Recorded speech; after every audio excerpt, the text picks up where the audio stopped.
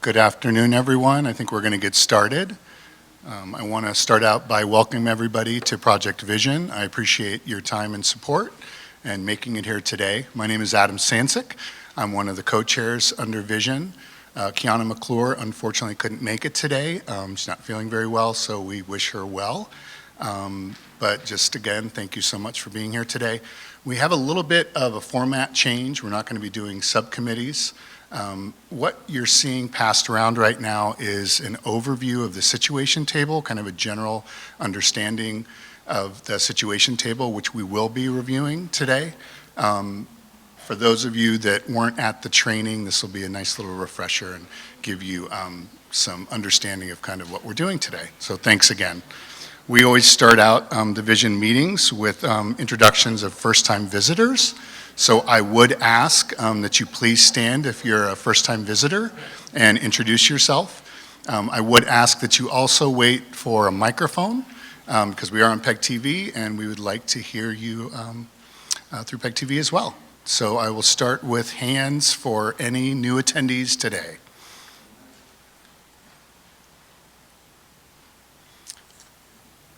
And I do believe we have a microphone coming around.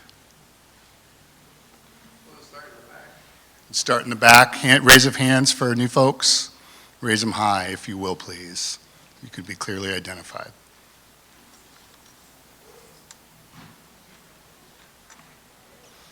Is it on? Is this thing on?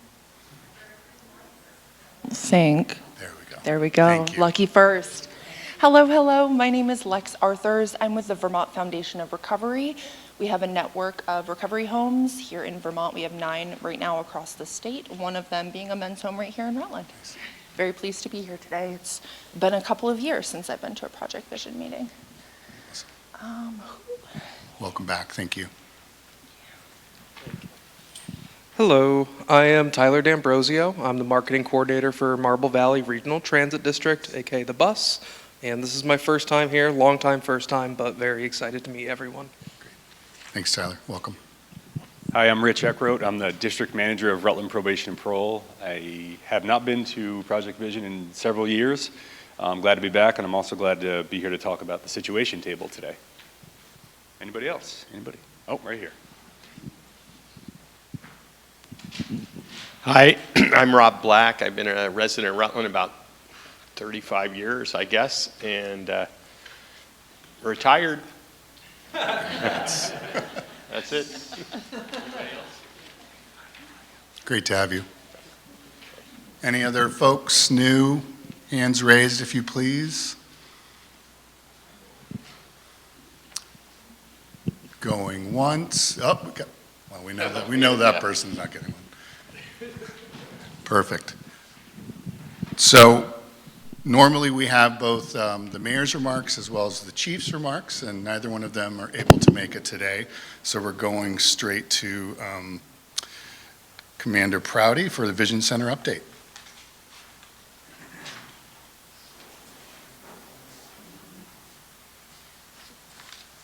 All right. So Chief Kilcullen is away. He did not prepare any remarks for me on his behalf, probably knowing full well that I would alter them to my own benefit, and so I don't blame him for doing that. So update from the Vision Center. First off, for those of you that participated in the 2-day situation table training that was hosted at the HubWorks, the street side conference room, great venue. Thank you. Thank you. And we want to stay on that momentum. What came out of that meeting back at the station is that a lot of partners came to the table for the next RUTSTAT, and we were stuffed in there like sardines. And so the chief was away on vacation, so we tore some walls down. Yeah, it's a whole thing. So anyway, let's just say there's some infrastructure improvements happening at the Vision Center. And in the interim, I want to express my gratitude to the Department of Corrections, who happens to have a technically built out, nice conference room space that we're going to be using. Thank you, Rich, for offering up that space. So we're looking at going live on the situation table the 16th of April, so next Wednesday at 1. For those of you that are part of that first training, you should have got an email. If you did not, reach out to me, and we'll make sure that that happens. Anyone here from News Story? No. So News Story, if this is a Domestic and Sexual Violence Awareness Month, April, I believe on the 17th at 17th, from 8 to 9:30, they're hosting a panel discussion at PEG TV. Detective Corporal Tyler Tavares will be representing the PD for that discussion, so stay tuned for that. And again, we want to spread that message and support our partners. So let's see if I have anything else. No. So stay tuned for the infrastructure improvements. Today we were really looking at capturing some of that momentum from the training. And for those of you that weren't there, you hear all these people talking about situation table this, situation table that. We want you to at least kind of see and discuss and get a better understanding of what exactly we're talking about. And so we're going to facilitate sort of a mock situation here in our meeting, have time for discussion, any questions that you may have, why it's designed the way it is, and what we're hoping to achieve through it. Okay, because again, if you weren't there, you weren't so we're kind of immersed in it. And we talk about it, we're all excited, but if you weren't there and you don't have the context, we're like, okay, yeah, I get it, but no, I don't get it. So we're going to try to accommodate that. But before we do that, we do want to open up the floor to all of you who have any announcements within your organizations. So I can be the mic carrier, Adam, if that would work.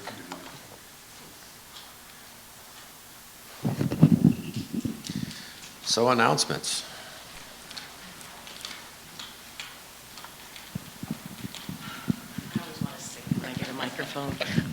Hi, Joanne, Rutland Regional. I work under a grant for Vermont Department of Health, My Healthy Vermont. Me and my chronic disease designee, Jonah, are looking for people who would like a worksite wellness program. So if anyone's interested in getting your employees some health, reach out to me or Jonah. And thank you.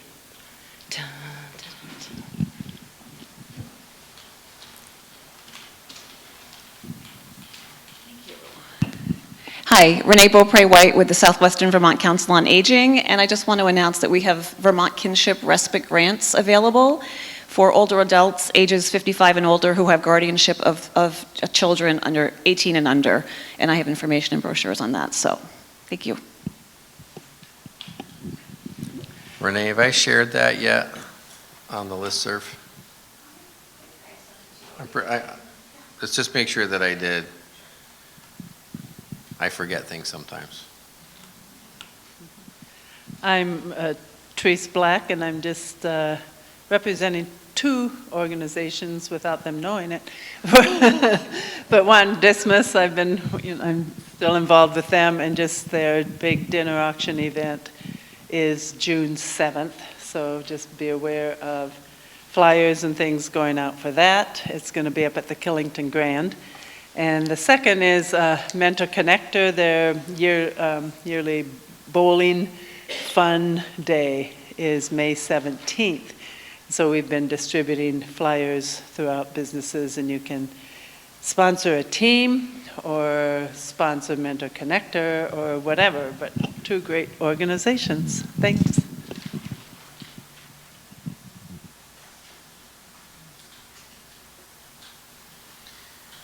Any other announcements? Come on, Sarah, you gotta have something.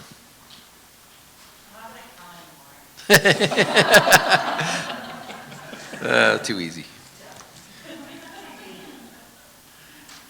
Okay. Chris, anything? No. All right, so I think we're ready to go. Okay, so what we're gonna do is we're gonna break up this first row a little bit right here, and we can just make a table. We're doing the filter We'll go through this and then we'll.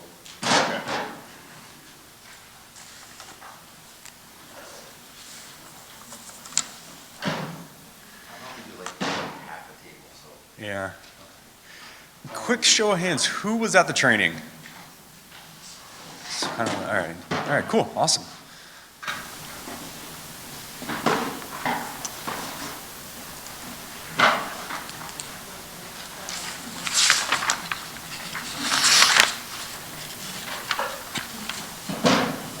And then there's like a executive head. This will be the pretend.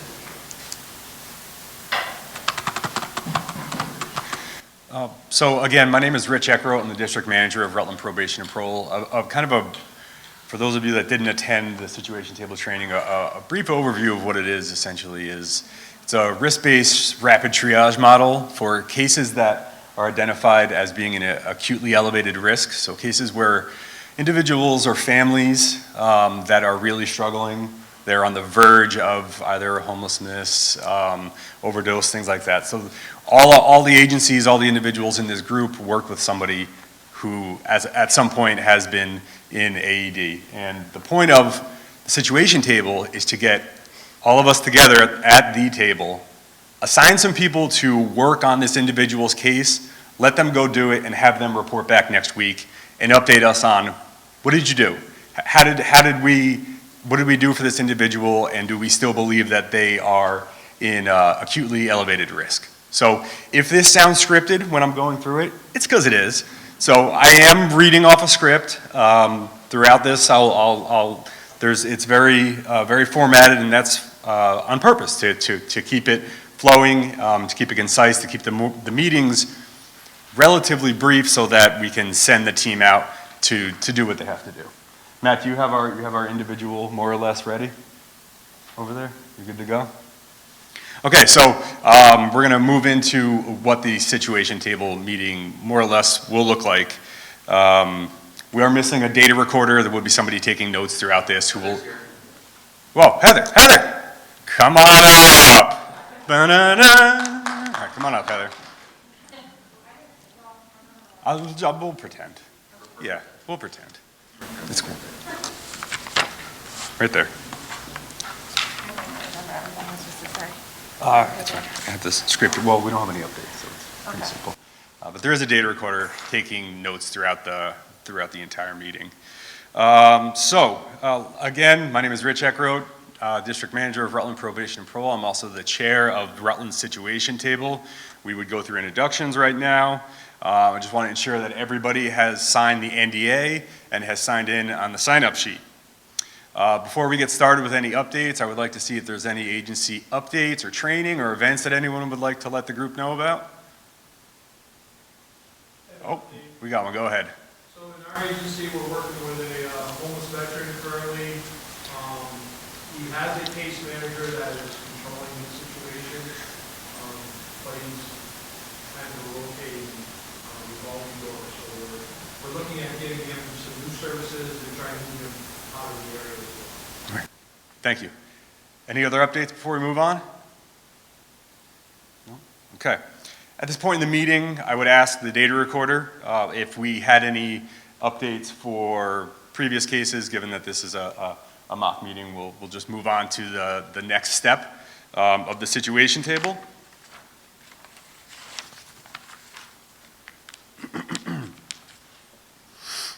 Are there any new situations this week? Yes, I have a situation. Can you please state your name and your agency? Can I make up an Yes, you can. Matt Prouty, Rutland City Police.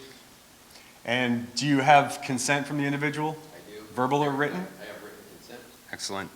Is this a family or an individual? This is an individual. Okay. Matt, can you give us the gender, age range, and risk factors? Yes, I have a male in the ages of 40 and 48. He is currently housed but on the verge of eviction. He has a substance use disorder, specifically alcohol, and has a mental health diagnosis and is not medicated. He's on the verge of losing his housing. All right. Is there any other brief narrative that you want to give beyond what you just gave us? Yes, we believe with the imminent eviction for this individual, unmedicated, and with these other risk factors, that he is at high likelihood of being harmed once that writ takes place and he is on the street. Thank you. I'll now ask the group, is there a consensus of a high probability of harm in this case? Yes. Thank you. Is there a high predictability that this harm will continue? Yes. Are we crossing several sectors? Yes. Does the group believe we are in acutely elevated risk? Okay, then we can move to filter 3. Matt, can you give us the name, date of birth, and last known address of this individual? Yes, this is Tim Smith, whatever birthday would make him between the ages of 40 and 48, at 123 Main Street in Rutland City. Okay. Any agencies in the room recognize this individual's name? All right, we have recognition. Is anyone aware of any services that are in place? Go ahead. So he's already receiving mental health services? Okay. All right. What other agencies should be part of the final team? If we could have someone, either a peer or a clinician for substance use disorder. I'm not sure who we actually have in the room here today for purposes of the mock. We're gonna have to have some role players. Yeah, we're gonna pretend. Danielle. Specifically. At this point in the meeting, what we would do, we would identify the individual agencies and the people from the agencies who would be assigned to be part of what's called the Filter 4 team. This is the team, the group of people that will leave the meeting to go work on a plan for this individual. So since we have sort of a lot of different agencies here, Matt, do you want to just, or Adam, do you want to just pick a couple of people to act as our Filter 4 team? Matt, I'm going to let Matt do the honors. Okay. Well, Danielle, I already called you out. Let's see, we definitely want Bradford at the table. I actually have a table, an imaginary table up here if you guys want to come up to it. So this is what it's going to look like. So we're at this table. Come on up. Jamie, you can come up. We're going to leave Sarah alone. Eric. You're on the table. Yep. You're going to be in charge of housing. Yeah. You're, pick one. Okay. So this is an important part of this process that's a little hard to replicate, but let's just say we were all at the table, okay? But your specific discipline, maybe you work for the hospital, but this isn't something that you're going to be involved with, right? When we pick this Filter 4 team in the leadership, the folks of us, the people that are in the group that don't have anything to do it, we're going to be asked to leave. Because we don't need to know stuff that we're not going to be actually involved with. So we would be asked to go out, and we're going to give this team about 10 to 12 minutes to just come up with a plan, right? To say, okay, first off, who's going to take the lead? Okay. So this is the important part. This is the important part. This is why I'm so happy about this program. We actually have assigned leadership. There is someone that is accountable to come back next week and report out on, and we're not going to sit there and get into all of Mr. Smith's business, right? We're going to say that they either engaged in services, did not engage, unable to locate, or declined, something like that. We're not going to say, well, I really, talked to him and put my hand on his shoulder and he started crying. And we're not doing any of that nonsense, okay? Because that's not what that's for. This is for the team knows that they either engaged, didn't engage. And Heather, doing the data recording, she is going to note that. Now, it doesn't necessarily mean that we are done, okay?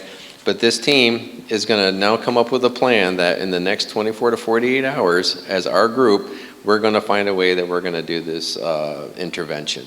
And we're going to go, two of the group, maybe three at most, are going to go knock on the door and introduce themselves to Mr. Smith and try to move the football here and get him off of that acute elevated risk side. Another thing that's going to happen with this group is they're going to say, who's not at the table that needs to be here? And then they're going to invite that organization in. So that's the cool part.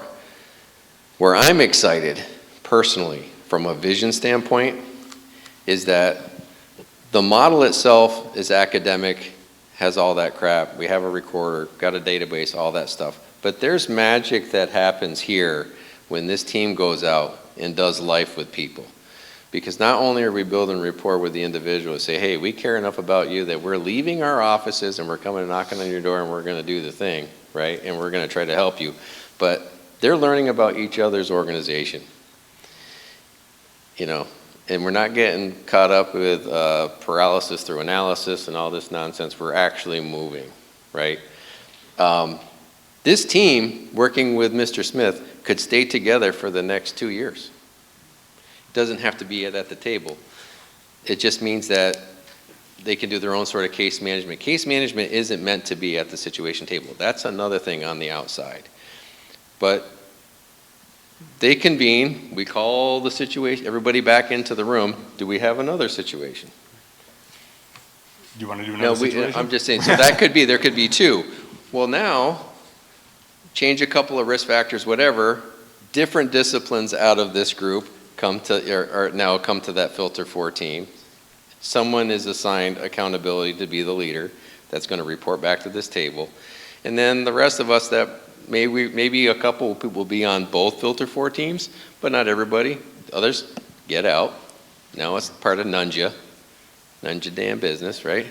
You're going to go out into the lobby and you're going to wait, and that team is going to come up again with, hey, what's our response going to be? Who's going to take the lead in the next 24 to 48 hours? How are we going to do this intervention?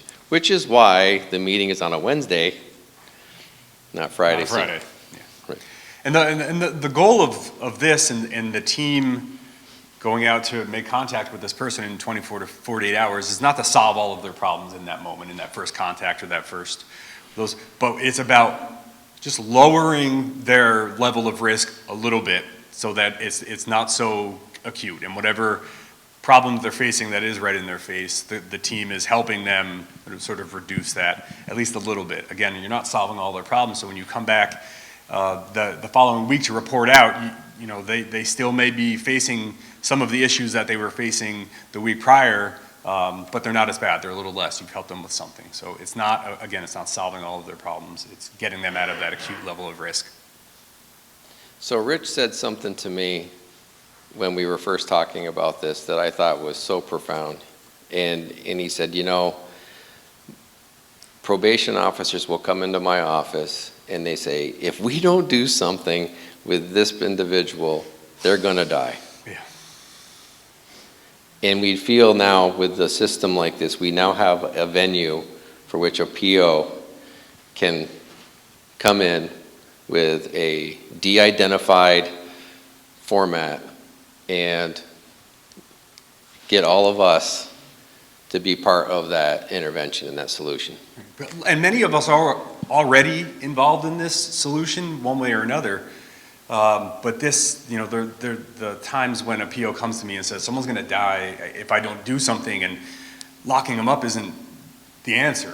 But it can be hard to get all of the agencies and all the players to take action in that moment. We can literally save lives doing this.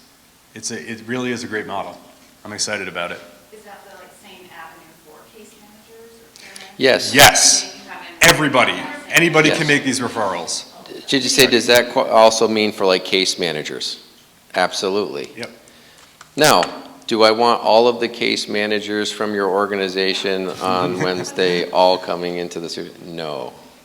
Designate 1 or 2 people, you know, or rotate it or whatever. We don't need the whole organization. And when do they meet on Wednesdays? 1 o'clock. 1 o'clock. Till 1 till? It could be till 1:10. We might not have a situation, right? We might have 3.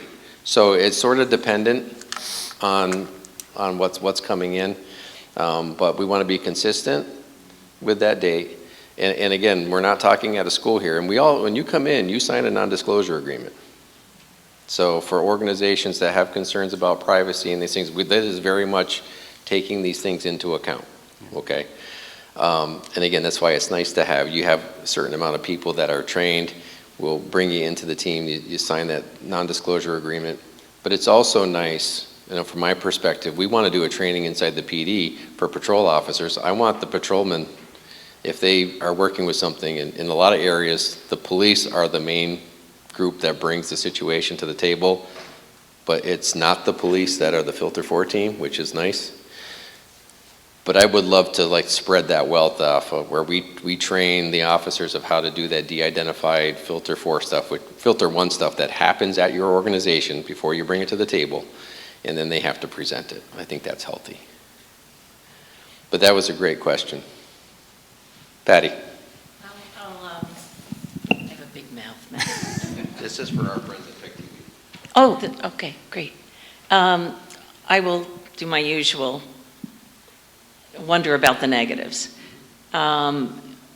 This is going to be great for the first 3 months, and people will really be excited about it. And then the poor team leader is going to find out, well, we invited these 3 necessary agencies, they're not coming. Or my little pals from the table suddenly can't be reached, aren't buying into it anymore.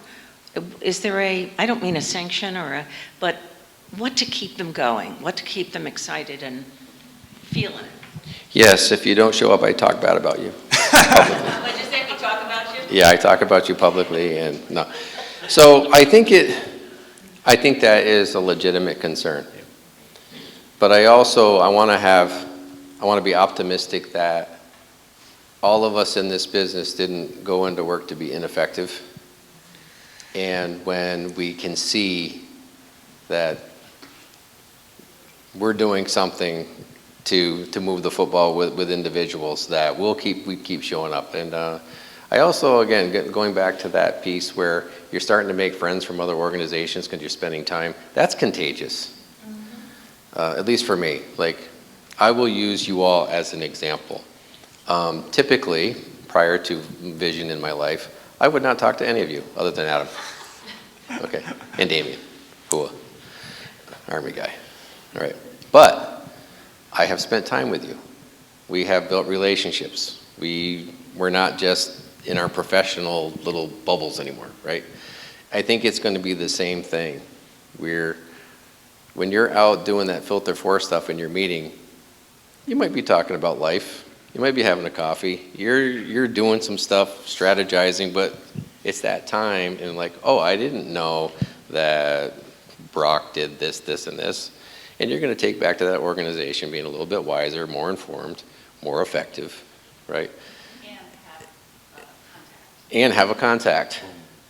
So, and because the Filter 4 teams can be different week to week, this is cool.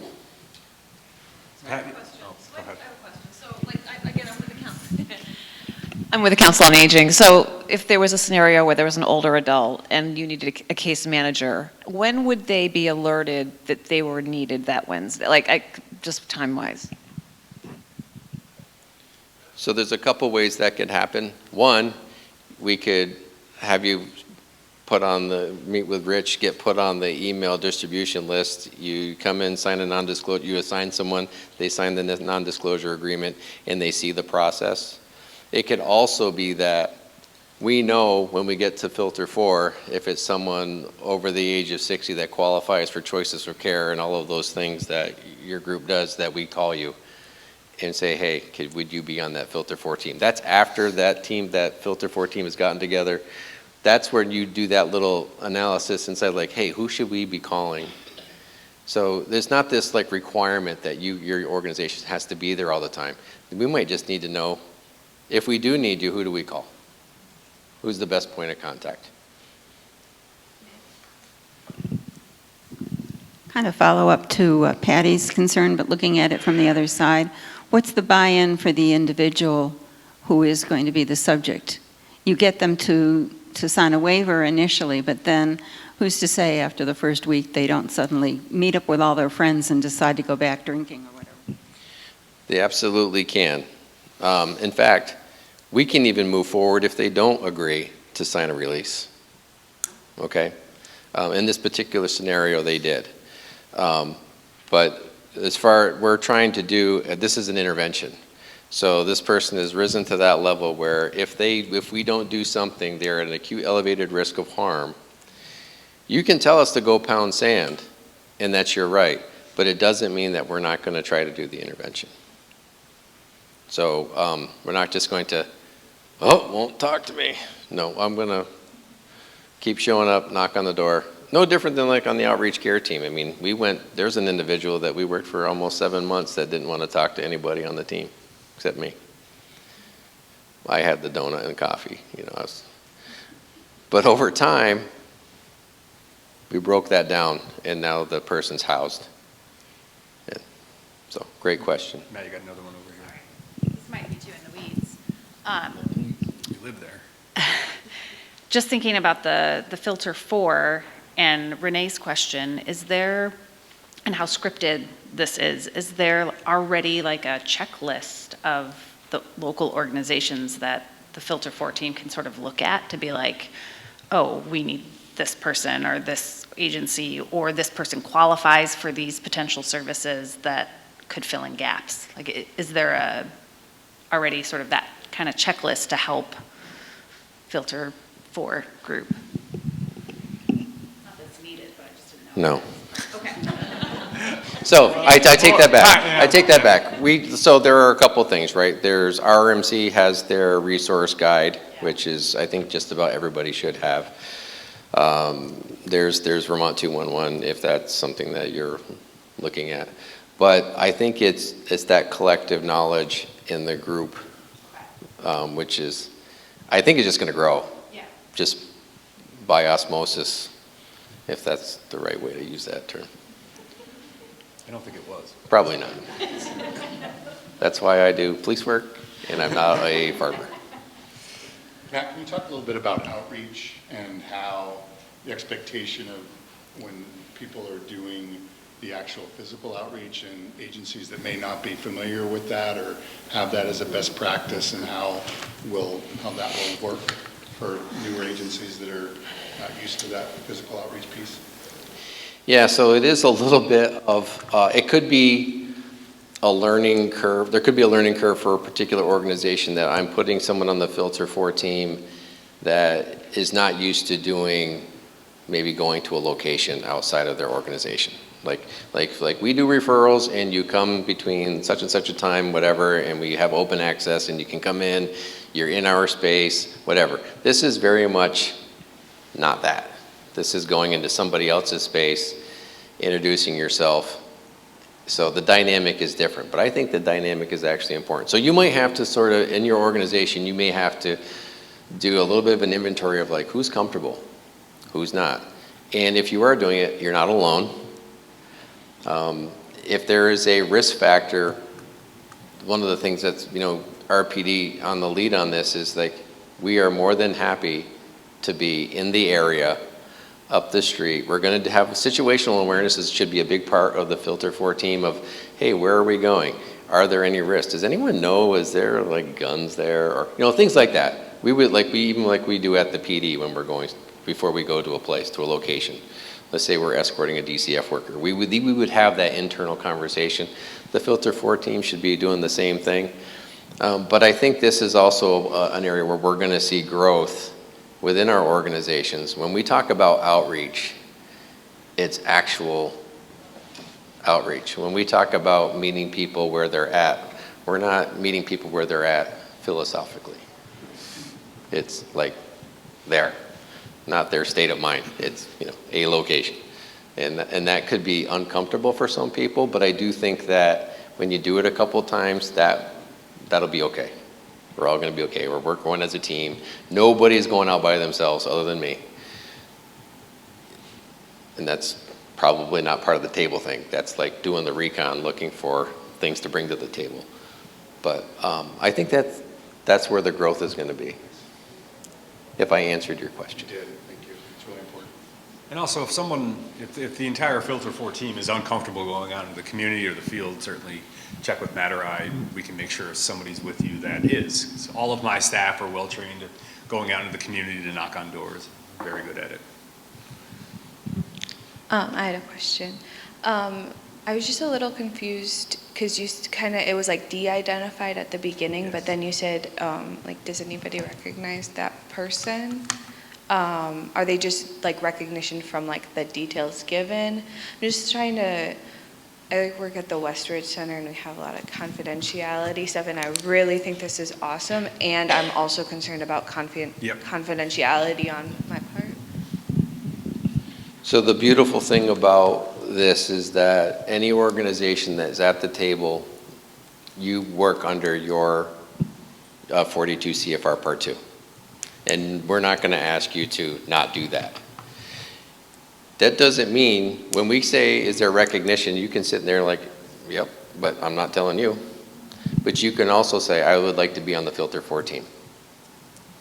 Okay? So you can come, and you don't even have to say anything there. But when that team goes out, you know, you're part of that. So again, some of the, I think the biggest one that was brought up to us would be when I was in Springfield, is they were talking about what was happening in Massachusetts with the schools. They showed they had a lot of gang violence with juveniles and gun violence.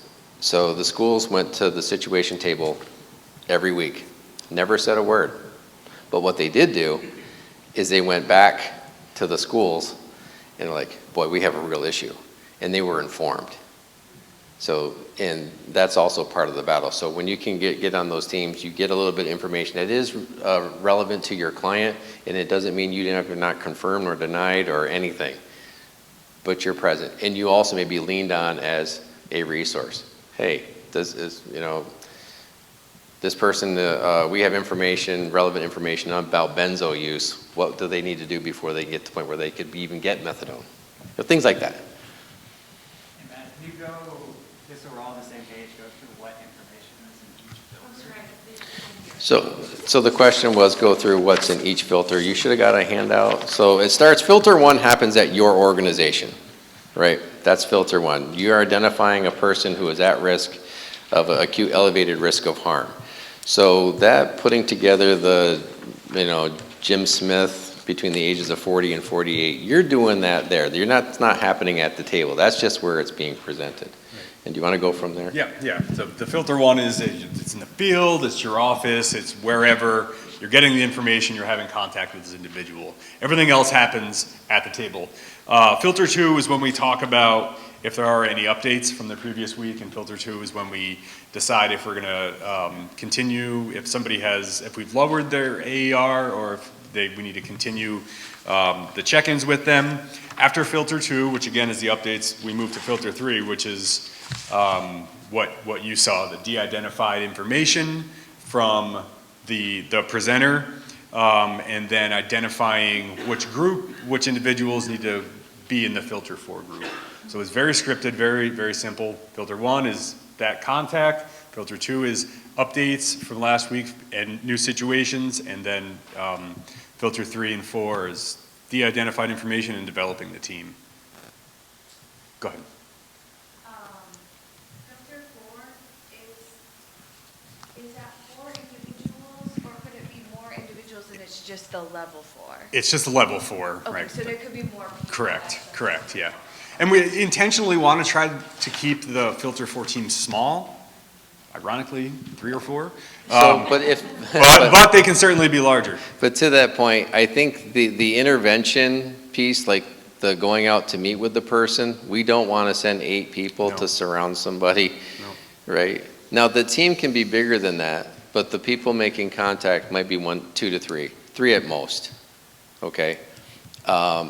But that doesn't mean that because of the risk factors that we've identified, that team could be very big, because you're talking about a whole host of disciplines that we're working with here. But again, it's not like, okay, team, let's all go, and we all pile out of the bus because there's 20 of us to somebody's house, you know, or yeah. If you're lucky enough to have 2 service providers of a certain sort, and neither of which has had previous contact with the person, who determines who's going to be on the filter 4? They have a duel. This is getting so exciting. Yes. I think it's going to be great. I think it's going to be great. I'll let them work it out. I don't want to dictate that. Maybe, I think, was it, Deb, did they say in Chelsea that it's alternated? Yeah. So I think, I think my idea is pretty cool. It would be with Nerf guns, but, yeah. That works for you? I just, to go back to the confidentiality piece, it sounds like when you get to the filter 3, where you're providing that information, it was asked, did you get consent from this person, written or documented? So there's also that level where you're not just going and bringing a person to the situation table that has no idea that you're bringing them to the table. Is that correct assumption? Yes and no. I'm not covered by HIPAA. If you're not a covered entity, you can bring a situation you don't need to. Where it comes down to are the folks from Westridge and others that do fall under that. So So that's a tool for them to use. it is a tool. If you had someone that you wanted to bring to the situation. Correct. And there is actually, so HCRS over in Springfield, they went through their legal department. We actually have a very comprehensive release that has passed their legal department. It also happened, I think, with UCS in Brattleboro. Is it UCS or are they also HCRS? Whatever the designated agency is down there. So there are ways, if your organization has any questions about that, we would be happy to connect them with the situation table leadership, that Operation to Save Lives, to see what are other organizations and states doing, what legal barriers or advice have they gotten from their attorneys on that. But again, we're not asking anybody to do anything that they're not supposed to do. I do just want to add, though, not because I'm anti-police or law enforcement at all, but if you bring someone and there's an active warrant or their PO wants to talk to them, and you do not ask the police or the POs to leave the room before you say their name and their location, the police and the PO will go see them. So you need to keep that in mind when you're de-identifying. Yes, nothing about the situation table means that we don't follow the law. And if there's a law that says someone has a warrant and we have to take them before the nearest judicial officer, then we're going to do that.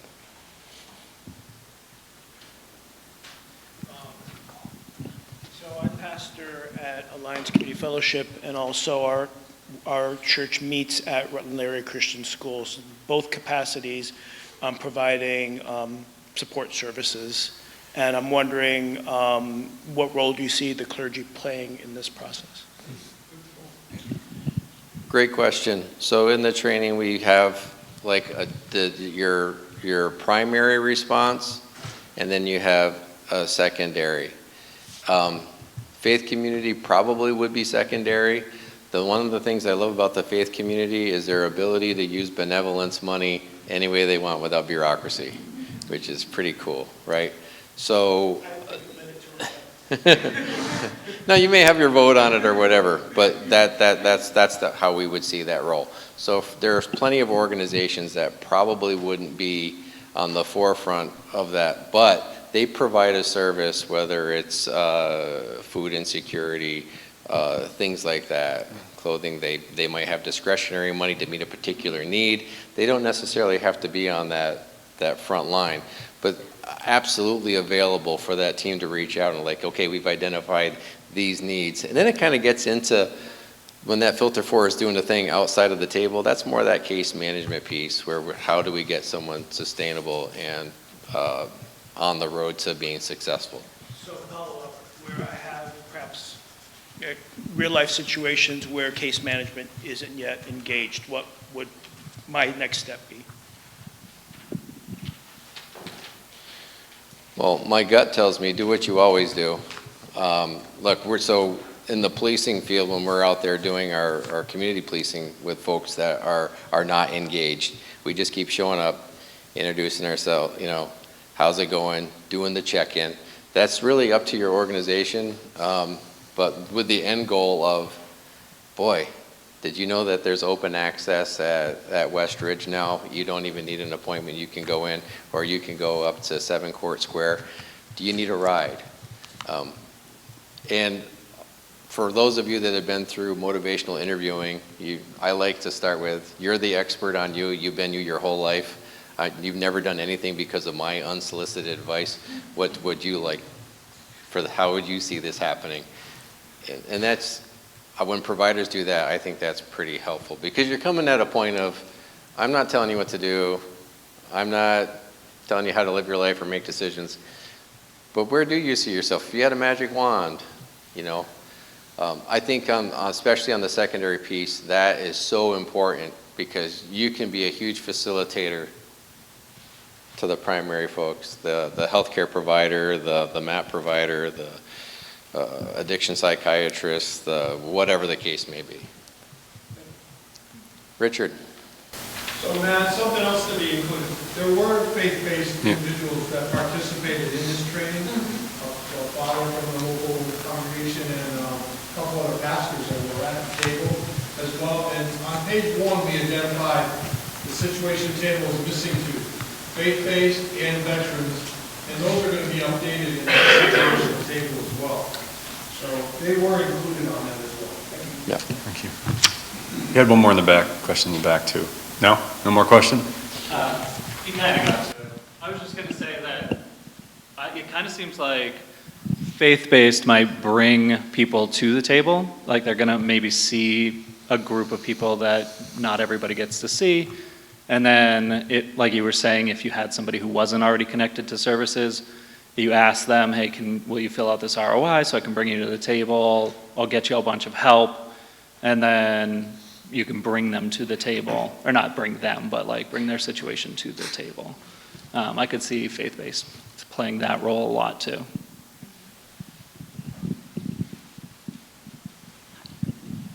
I love the idea of having a faith-based organization involved in this overall group. I'm just concerned of who decides which faith-based representative is at the table, especially if someone is agnostic or atheist. So we don't pick and choose, okay? Whoever comes to the table has to sign a non-disclosure agreement, and if they're going to make a Filter 4 team, it kind of has to make sense, okay? So not everybody gets the email to come in, so they go through that training. We may invite people in from here on out, but again, the faith-based community was not necessarily, it doesn't necessarily mean that you receive services based on however you identify with faith or whatever. It's asking if they could help meet a need. Right, so a lot of money that we get, they don't put there's no, well, are they Buddhist, are they Christian, are they Muslim? Even though it's none of that. It's like, hey, we want to help you. Here's X amount of money toward whatever. I can tell you, when dealing with human trafficking cases, that most of the money that I got in an emergency to house people came from churches. So it's less about money. Less about like going out and serving that person. It's more about meeting needs than it's not about conversion. Resources than about Right. Serving them. Right. Not that I don't mention. No, good. Yeah.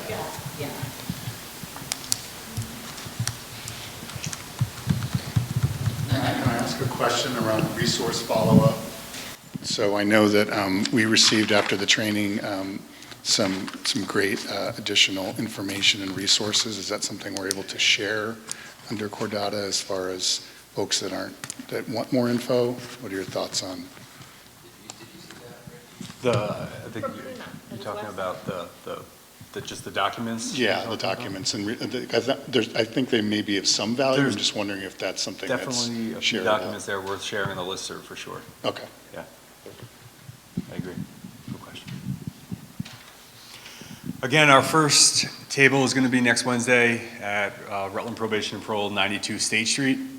I think bear with us while we get our footing on this, and I think we're poised for some greatness if we all just dedicate to it and keep the ball rolling. Because again, we have a lot of momentum right now, and we want to keep keep that going. Go ahead, Patty. I think it would be good for people who didn't go to the training to hear about the experiences that we learned about from the other communities that started this already. To me, that was really eye-opening and reaffirming about this situation. Yeah, maybe we should invite maybe Springfield or Brattleboro to come to and give them 15 minutes. What do you think? Oh, but I think that'd be great, but I think perhaps one of you could give a sense of what they were able to share. Absolutely, and I think, so this, and I don't want to spend too much time on this, I don't know how much time we have. This model started in Saskatchewan. The trainers that came to Rutland were they all from Massachusetts? Yes. Right, so they're all from Massachusetts and they from different communities, watching things change over the years, watching violence and drugs and truancy and all of these different things have an effect on their community, saying, well, how do we do this? How do we fix this? How do we address these issues? They grab a hold of the situation table and say, this is an excellent tool, let's make this work. It is now operational in Springfield, Brattleboro? Yeah, but in Vermont, we're the fourth community. It started, Bennington was number one, then they went to Brattleboro, then to Springfield. Danielle Payton and I went to the Springfield training to sit on that. Then I negotiated with the Department of Public Safety to make Rutland the fourth, because this is part of the governor's 10-point violence reduction plan. And I think Chris Loris left, but he has been working with St. Johnsbury that they're trying to get to a point where they can do their 2-day summit and open a situation table there. I'm not sure what the total number around the state is budgeted for, but I think it's between 8 and 10. But what the communities were seeing, better communication between all of the different agencies and entities and departments, including law enforcement and the Department of Corrections. They gave us some anecdotal stories about help that they had provided as a group, things that they were very pleased to have seen done, and they've only been at it for a couple months now? Couple months now, yeah. Right, and already seeing success, already really pleased with what they're doing. It's nationwide. It is nationwide, that's correct. Just to clarify, the four were Brattleboro, Bennington, Springfield, and We're number 4, yeah. We should have been number We should have been number 1. That's another story. But it's true. So in June of 23, I started negotiations with Operation to Save Lives, which brought the situation table to Vermont. Then I was called by our good friend Jim Baker. Hey, Matt, pump the brakes. Thank you. Yeah. I'm not going to totally mimic him. But anyway, hold off. And then he said, the state is looking at contracting with the organization, so maybe we could go through that way. And then they took off without us. And then I'm like, hey, remember us? We were talking to you a year and a half ago. So they allowed us to, Danielle and I, to jump in the Springfield training, and then we were able to negotiate to get put on as number 4, because we were ready to go because of all of you.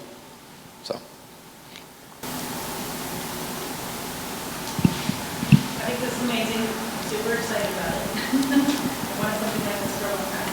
And I want to know, are we, all partners that are in Project Vision, are we automatically in that like extra round of community-based organizations to reach out to? Absolutely. Not necessarily on the list that goes out every week. Correct. But I consider the beautiful part about like the listserv and everyone that's involved, I think, is that we actually have that multiplication factor because of that. And we were all used to, see a need, meet a need. Remember we were doing that?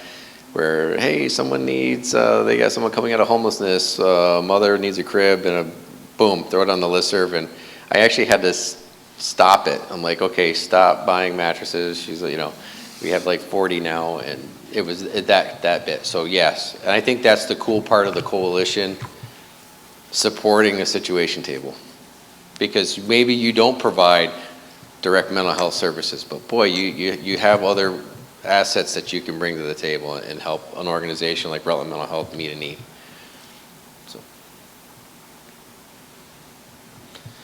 All right, A couple more. Jonah. Curious, so like a year from now, when you start this program, what are you looking for in terms? Thanks. Sorry. So if like a year out or whatever point you want to take a look at it, what is success going to be considered? That's an awesome question. I can already tell you, I think, very straight-faced, just from what the outreach care team, I think, has done, and the CRS is within the police department with a 23% reduction in calls, that when you spend any amount of time with the 20% in your community that take up 80% of the resources, you're going to see an impact at your emergency department, you're going to see an impact on your crime stats, you're going to see an impact on your medical stuff, even outside of the ED, even in primary care. I think we're going to see the numbers go the right way in a lot of different categories. Do we have anything set up to evaluate those? So core data, all of what Heather's going to be doing and Taylor on that recording side is we're going to be capturing that, and then we can, so the number of, this actually, by the time this is all rolled out, because Bennington, Brattleboro, Springfield, we all are working in the same database. There's not, it's a Rutland specific, but it's going to core data, right? And we're all measuring the exact same things. There's not a miscellaneous box that says, well, Rutland, we have a special kind of schizophrenia that you don't have, right? It's nothing like that. It's all the same. The risk factors are identified academically, and Heather and Taylor, is there another recorder, Heather? Is it Pat? And Pat, yes, and Pat. Oh God, don't tell Pat, I forgot. She'll beat me. That's recorded in that space, and yeah, it is recorded. So she's going to watch Pet TV and like, I thought we were buddies. So we'll be able to take that data and we can compare that to our own data sets, right, that we report out on. And I think that's going to be really important. And it's also going to... What's that? How public will that data be? That'll be very public. Because the cool part is it's all de-identified. Right, so when it's in core data, it's assigned a number like 25001 or something like that, right? That's the situation. The situation has anybody. It does have some demographics as far as the de-identified stuff, but yeah, we're going to be able to get all of that, and we can use that data. We may need it to say, hey, we have identified a gap in services, right? So it'll help us on decision making. It'll help us, just make better decisions when it comes to where we're going to spend our money. I think the Filter 4 teams will be pretty good at helping us decide who we need to build a relationship with in a certain sector. Would you agree, Adam? Because if something keeps coming up and that person's not at the table, there needs to be an invite of, hey, we would really appreciate if your organization can be here. And the other part, I think, for me, that makes the most sense to this is every one of us that has volunteered to be at this table, we're already paid by our organization. This is not an additional taxpayer-funded thing or whatever. We're asking organizations and in the police department to work out of our coffers, to be more efficient, to identify things that are at that acute elevated risk level, and go to work where we should have been working anyway. Does that make sense? I noticed that earlier that this meeting, the situation table meetings are held at Collision Control here in town. If I were to want to connect with the Brattleboro team, the Bennington team, where we also have houses, would that be through probation and parole, or are there different groups for each? There are different groups for each. Yes, yes. Yeah, and and knowing that, I think that probably the police department is good for each one of those areas will be the main place to go, even though whoever chairs the table might not be the police, but they can direct you. That's a good point in that nobody owns this group. There's no, this is all of us together. I'm the chair, Matt's the mouth in the other chair. But really, this is really about all of us working together. So, we're holding this at my office because I have a really big conference room. So it's not because it's probation and parole, and it's not because it's RPD, it's just, you know, because we have that space. All right. So the hands flying up. I haven't heard Dan talk this much in a year. It is. I was just looking for like action steps. What should the organizations be doing right now in terms of like getting prepared? Who's going to show up at these tables? How are they going to get their own situations to the table? What are some things all the organizations should be working on right now? Same thing that we're doing that we were planning to do in the PD. For those that were at the training, have those materials, bring it to your staff. If you have staffing time or training time, explain, hey, this is what it looks like. If you go to your case managers, if you have case managers and like, okay, we have an individual that looks like it's rising to this level, this is the avenue and this is how we do it. I also think rotating people through a situation table, whether they have a situation or not from their organizations, would be very helpful because they see the process. I suspect that some organizations like Rutland Mental Health will probably have some key people that are there all the time that need to be, and they are also back in their organizations and they can see what's happening or what may be rising to the level, and the leaders can say, hey, I really think that you need to bring this situation. That would be my advice. But again, I don't think this is, once we get going and work through like the process and knock the rust off and Rich gets his spiel down at the table and Heather gets used to clicking all the buttons on the recording side and it just becomes fluid, we're just gonna be that much better. I think in the beginning we're gonna struggle, but Operation to Save Lives is actually going to be in virtually on those meetings coaching us. We're not just winging it.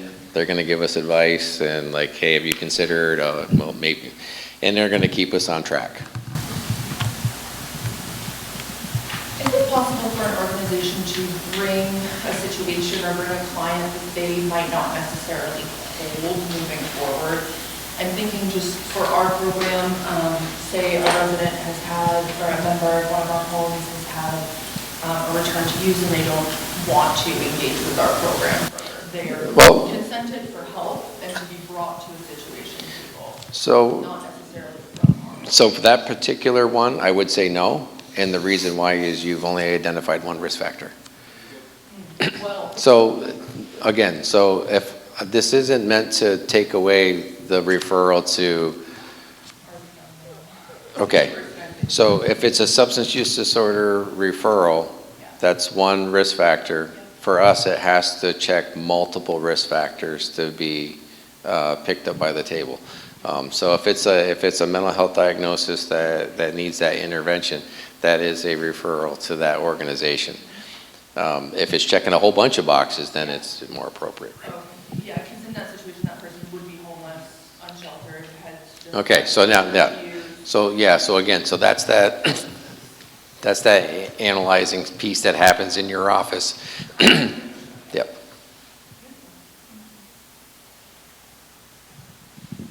How is this communicating with the surrounding communities since we don't have like borders between people can walk freely? But the organizations that are at the table are service area based. So that's how. All of them were invited. Killington PD was Killington there. PD showed up. I think that was the only other law enforcement community that was there. Yeah, State's attorney was there. State's attorney was there. Rutland County was supposed to be there, but I did connect with them. They had an event and they weren't able to come to the training. But that doesn't mean that in the future we can. Yeah. Was it 70 total? Between 60 and 70 participants? I don't think it reached 70, but we were in the 60, at the 60 mark. Yeah. We were running out of room. It was awesome. Yeah. Great group. And just to clarify, there's a checklist for that first level that sort of, that agencies can use when they're doing that first screening to say, oh, this meets the elevated risk. Yes. Where would we get that? Or how would we learn that information if we weren't able to attend that first training but wanted to share it? Sure. The checklist is on the referral sheet. There's also, if we can get some of these documents out to the listserv. We can. I think that would be maybe the best way to communicate this. The one page that everyone has, and you can send it out to your staff as well. I think that being in person and that larger first group is going to be essential, because that's also where the resource information is shared, updates, information to where like a change in general assistance and emergency assistance and how that affects your client, or something else, policy that could shift. So it really is that in person is a big piece of it. To your point, it's great to get as much information out to staff, but that participation is going to take it to the next level. Yeah.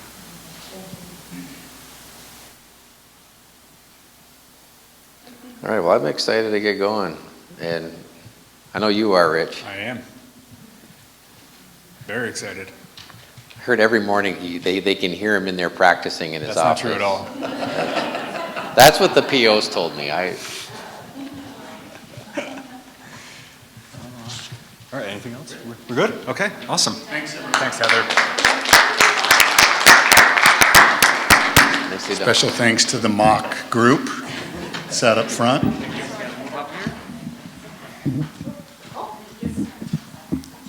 Rich, Matt, thanks so much. So we do want to have offer some time for announcements for agencies. So if we could, again, any announcements for agencies, updates, things that may be coming up, and please wait for a microphone if that's going to happen.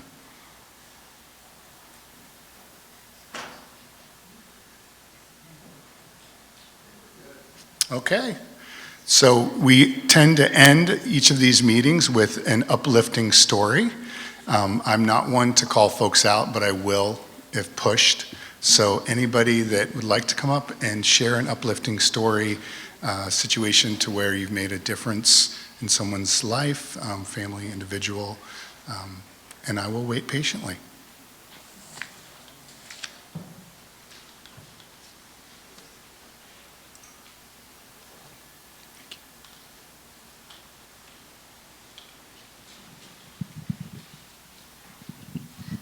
Hi, everybody. I can't show up very much here, but I'm trying. I'm Jeanette from Social Tinkering, in case you don't know who I am. We host socials every month to help people overcome isolation and loneliness and feel more connected in the community. So not necessarily an urgent need, but a foundational need to all the work you all are doing that's more urgent. So we've been doing Gather Together, we call for 3 years now. We just hit our 3 years mark in March every single month. And it's very exciting because we've gotten quite a following of about probably 40 people generally that keep returning, give or take, each month. In December, we had so many people show up, we ran out of chairs, which was very exciting. And this is a co-generational space. People of all backgrounds, all diversity, all ages can come to the space just to simply be in space with other people to practice making friends and practice talking to other human beings again. Because we all know that's not something we do as much anymore. We play games and puzzles and Uno and drink tea and laugh and play Legos. So we had everything from a 4-month-old baby to somebody who's like 90 years old show up in December. It's been really exciting to see the change. And I think it was October, we also have a group called Women's Circle, it's gender expansive, that also meets once a month. And a woman started coming to that in October who had been living in the hotels, who was trying to get housing. She had to give up her cats, her dogs, finally got an apartment. But she started coming to our group before she left the hotel system. And then she struggled with health issues and things since, but keeps coming back every month, and then started coming to Gather Together as well. The Women's Circle was a little easier for her to slip into and not feel so like she had to talk to people. So you'd just listen. So last time we met, she came up to me and, well, she texted me because she didn't have Wi-Fi access. So every month I text her when our socials are so that she knows. And last month she came in at the end of it, said, I think I'm really doing a lot better since starting to come here. I was like, yes. And then she texted me last week, so she's doing a lot better and has quit smoking. And I think, not to say that like the work that we're doing did all of that for her, I don't think it did. I think all of our community did that for her. And having that space to just come and feel seen and valued and just know that there's other people that are going through similar things that can relate, that are there to support her, made a huge difference. So thanks for all you do. And I'm really excited about all these partnerships and this growing. So thank you.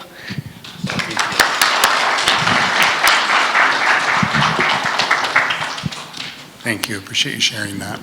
Anybody else before we adjourn for a little bit of time to network? Going once, going twice. Thank you all and have a lovely afternoon.